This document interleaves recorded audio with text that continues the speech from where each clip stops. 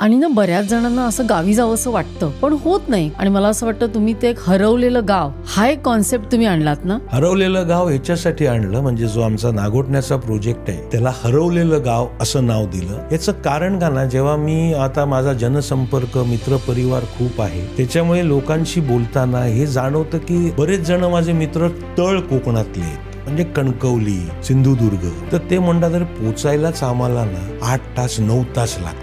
नको वाटतं. फॅमिली ना गावी जायचं म्हटलं का नको म्हणतं, पण मला गाव आवडतं किंवा त्यांनाही आवडतं, गेल्यानंतर खुश होतात. मग मी म्हटलं की तुमचं गाव एवढ्या लांब आहे, तेच फिलिंग आपण ग्राहकाला 1.5-2 तासाच्या अंतरावरती. तर म्हटलं मी जर तुला तसं चिऱ्याचं, तुझं जे घर आपण म्हणतो चिऱ्याचं, तो मला शक्यच नाही होणार. मग म्हणून आम्ही लांबून चिरा आणून हे जो नागोठण्याजवळचा जो प्रकल्प आहे इन द वूड्स, तिथे हरवलेलं गाव नाव.